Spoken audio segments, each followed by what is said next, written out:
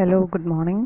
അപ്പം നമ്മൾ ഇനി ലാസ്റ്റ് ഡിസ്കസ് ചെയ്യാൻ ബാക്കിയുള്ളത് ഈ ഒരു മൊഡ്യൂളിനകത്തുള്ള ലാസ്റ്റ് ടോപ്പിക്കാണ് sequence impedances and sequence networks. Okay, sequence impedances and sequence networks. Sequence impedance എന്ന് വെച്ചാൽ ഈ നമ്മൾ പറഞ്ഞു സർക്യൂട്ട്സിന് നമ്മൾ ഓരോ കറണ്ടിനെയും വോൾട്ടേജിനെയും ഒക്കെ നമ്മൾ മൂന്നായിട്ട് റിസോൾവ് ചെയ്യുന്നുണ്ട്. അൺബാലൻസ്ഡ് സിസ്റ്റം ആണെങ്കിൽ പോസിറ്റീവ്, നെഗറ്റീവ്, സീറോ സീക്വൻസ്. അപ്പോൾ സീക്വൻസ് ഇംപെഡൻസ് എന്താണെന്ന് വെച്ചാൽ sequence impedances are impedances offered by circuit elements to positive, negative and zero sequence currents. അതായത് ഒരു സർക്യൂട്ടിൽ ഉണ്ടാവുന്ന ഇംപിഡൻസ് ആണ് സീക്വൻസ് ഇംപിഡൻസ്. അപ്പോൾ ആ സമയത്ത് നമ്മൾ വോൾട്ടേജ് എന്താണ് കൺസിഡർ ചെയ്യും? Sequence voltage. അതായത് ഇപ്പോൾ പോസിറ്റീവ് സീക്വൻസ് ഇംപിഡൻസ് ആണെങ്കിൽ നമ്മൾ കൺസിഡർ ചെയ്യുന്നത് ആ സർക്യൂട്ടിൽ പോസിറ്റീവ് സീക്വൻസ് കറണ്ടും പോസിറ്റീവ് സീക്വൻസ് വോൾട്ടേജും മാത്രമേ ഉള്ളൂ.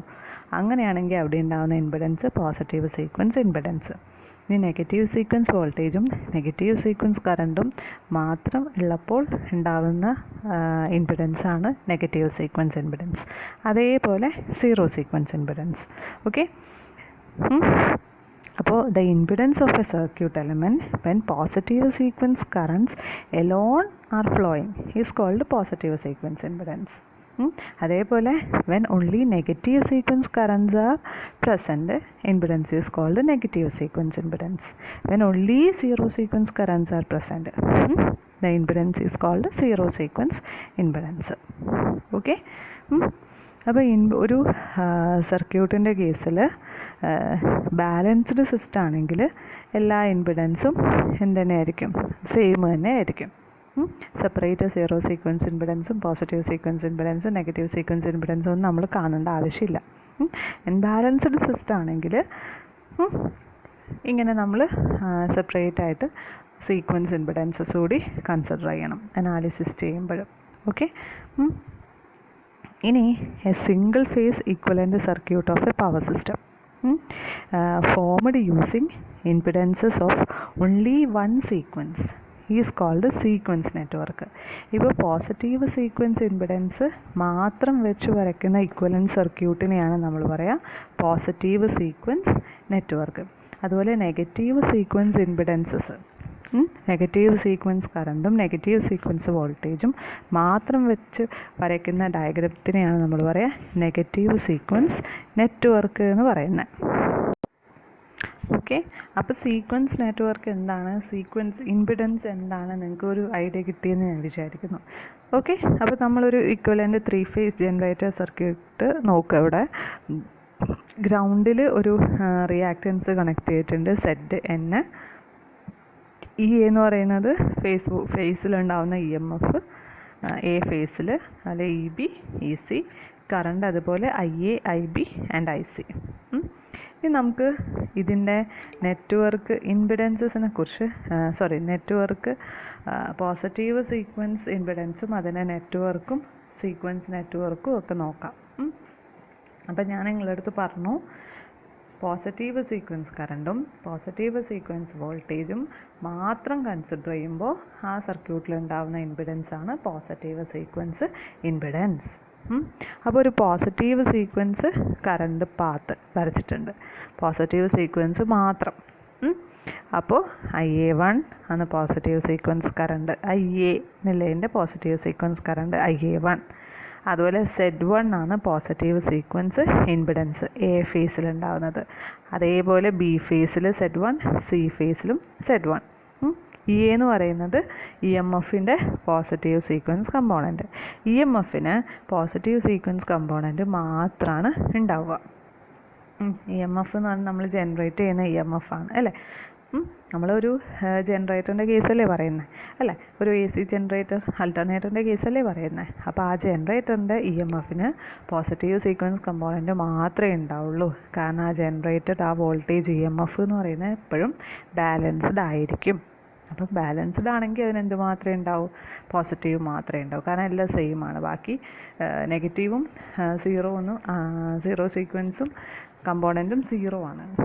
പോസിറ്റീവ് മാത്രമേ ഉണ്ടാവുള്ളൂ ബാലൻസ് ആണെങ്കിൽ. ഓക്കെ, ബാക്കി രണ്ടും 0 ആയിരിക്കും, പോസിറ്റീവ് മാത്രമാണ് ഉണ്ടാവുക.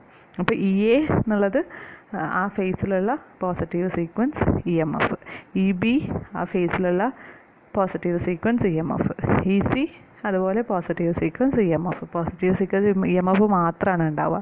അപ്പോൾ ഈ ലെഫ്റ്റ് സൈഡിലുള്ള ഫിഗർ എന്ന് പറഞ്ഞാൽ 3 ഫേസിൻ്റെ ഫിഗറാണ്.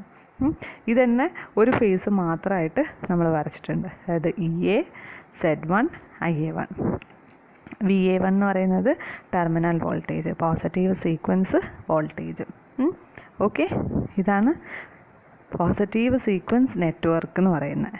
ഓക്കെ, ഇനി അടുത്തത് അതിനു മുന്നേ ഈ ഒരു ഇതിനകത്ത് നിന്ന് നമുക്ക് KVL അപ്ലൈ ചെയ്തിട്ട് ഇവിടെ KVL അപ്ലൈ ചെയ്തിട്ട് നമുക്ക് വോൾട്ടേജിൻ്റെ ഇക്വേഷൻ എഴുതാൻ പറ്റും അല്ലേ. VA1 പോസിറ്റീവ് സീക്വൻസ് വോൾട്ടേജ് എന്ന് പറയുന്നത് EA മൈനസ് IA1 Z1 അല്ലേ. EA മൈനസ് IA1 Z1 ഈ ഇക്വേഷൻ ഇമ്പോർട്ടൻ്റ് ആണേ, നമുക്ക് ആവശ്യമുള്ളതാണ്. ഓക്കെ, ഇവിടെ KVL അപ്ലൈ ചെയ്താൽ നമുക്ക് ആ ഇക്വേഷൻ എഴുതാം. നമുക്ക് നെക്സ്റ്റ് വണ്ണിലോട്ട് പോകാം. Negative sequence network. അപ്പോൾ EMF ഞാൻ പറഞ്ഞു എന്തില്ല, നെഗറ്റീവ് സീക്വൻസ് കമ്പോണൻ്റ് ഇല്ല.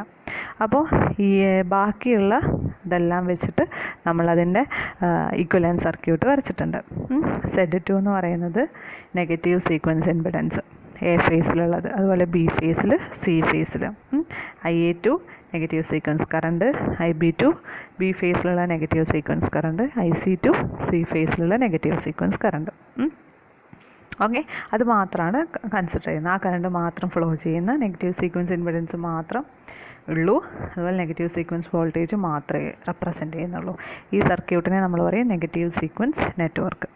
അതൊരു ഫേസ് മാത്രം എടുത്തിട്ട് ഇപ്പുറം വരച്ചിട്ടുണ്ട്. കണ്ടില്ലേ, VA2 എന്ന് പറയുന്നത് നെഗറ്റീവ് സീക്വൻസ് വോൾട്ടേജ്. അപ്പോൾ ഇവിടെയും ഇതേപോലെ KVL അപ്ലൈ ചെയ്താൽ നമുക്ക് VA2ൻ്റെ ഇക്വേഷൻ എഴുതാൻ പറ്റും. അപ്പോൾ VA2 എന്ന് പറയുന്നത് മൈനസ് പ്ലസ് മൈനസ് നോക്കിയിട്ട് എഴുതാം അല്ലേ. മൈനസ് IA2 Z2 അല്ലേ. ഒരു എൻ്റെ ഇത് നിങ്ങൾ എടുക്കുക, plus two minus voltage drop. അതുപോലെ ഇതിങ്ങനെ പോകുമ്പോൾ +2 മൈനസ് വോൾട്ടേജ് ഡ്രോപ്പ് വരുമ്പോൾ +2 മൈനസ് രണ്ടും വോൾട്ടേജ് ഡ്രോപ്പ് തന്നെയാണ് അല്ലേ. അപ്പോൾ VA2 plus IA2 plus Z2 equal to 0. അപ്പോൾ VA2 equal to minus IA2 Z2. KVL apply ചെയ്തിട്ട് നമുക്ക് അങ്ങനെ എഴുതാം. ഇനി സീറോ സീക്വൻസ് നെറ്റ്വർക്ക് വരച്ചിട്ടുണ്ട്. അപ്പോൾ ഇവിടെ ഒരു ZN എന്ന് പറഞ്ഞിട്ട് ന്യൂട്രലിൽ ഒരു ഇമ്പിഡൻസ് ഉണ്ട്. അത് ഏതിൽ മാത്രമേ ഉണ്ടാവൂ, സീറോ സീക്വൻസിൻ്റെ കേസിൽ മാത്രമേ നമ്മളത് കൺസിഡർ ചെയ്യുള്ളൂ. ബാക്കി രണ്ടിൻ്റെ കേസിൽ നമ്മളത് കൺസിഡർ ചെയ്യേണ്ട ആവശ്യമില്ല. ZG0 ആണ് ഓരോ ഫേസിലും ഉണ്ടാകുന്ന zero sequence impedance. IA0, IB0, IC0 അതേപോലെ കറണ്ട്. അപ്പോൾ അതിൻ്റെ സർക്യൂട്ടും ഇതുപോലെ വരച്ചിട്ടുണ്ട്. അപ്പോൾ ഇവിടെ 3 കറണ്ടും ഏതിലൂടെ പോകുന്നുണ്ട്, ഈ ZNലൂടെ പോകുന്നുണ്ട്. അപ്പോൾ നമ്മളതിൻ്റെ നെറ്റ്വർക്ക് വരയ്ക്കുമ്പോൾ 3ZN ആണ് നമ്മളിവിടെ റെപ്രസെൻ്റ് ചെയ്യുക. കാരണം 3 കറണ്ടും പോകുന്നുണ്ട്. IA0യും IB0യും IC0യും ZNലൂടെ ഫ്ലോ ചെയ്യുന്നുണ്ട്. അതുകൊണ്ട് നമ്മൾ മൊത്തത്തിൽ എടുക്കുമ്പോൾ അത് 3ZN എടുക്കും. കാരണം എല്ലാ കറണ്ടും സെയിം അല്ലേ. അപ്പോൾ 3ZN. പിന്നെ ഒരു ഇത് ഈ ഫേസിൽ IG0 IA0. ഇനി ഇതിൻ്റെ ഇത് വരയ്ക്കുവാണെങ്കിൽ VA0 ഈക്വൽ ടു നമുക്ക് എന്ത് വരും, ഇതിന് രണ്ടിനെയും കൂട്ടിയിട്ട് നമ്മൾ എന്ത് എഴുതി, രണ്ടും സീരീസ് അല്ലേ, ZG0യും 3ZNും നമ്മൾ Z0 എന്ന് എഴുതി. അപ്പോൾ മൈനസ് IA0 Z0 എന്ന് കിട്ടും. ഓക്കെ, ഇത് സാധാരണ 5 മാർക്കിന് ചോദിക്കുന്നതാണ്. ഈ ഇമ്പിഡൻസ് സീക്വൻസ് ഇമ്പിഡൻസും സീക്വൻസ് നെറ്റ്വർക്കും ജനറേറ്ററിൻ്റെ ആണ് സാധാരണ ചോദിക്കുന്നത്. അപ്പോൾ ഇത് മനസ്സിലായി എന്ന് വിചാരിക്കുന്നു. ഓക്കെ.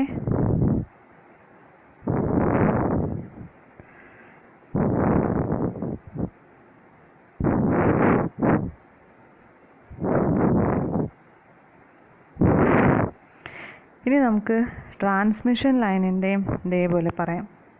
അത് വളരെ സിമ്പിളാണ്, അതൊന്നും പറയാനൊന്നുമില്ല, അതങ്ങനെ ചോദിക്കാറുമില്ല. 2 മാർക്കിന് അങ്ങനെയൊക്കെ ചോദിക്കാറുള്ളൂ, അങ്ങനെ വല്ലപ്പോഴും ചോദിച്ചാലായി. ഇവിടെയും Z1 Z2 Z0 ആണ് positive negative zero sequence impedances.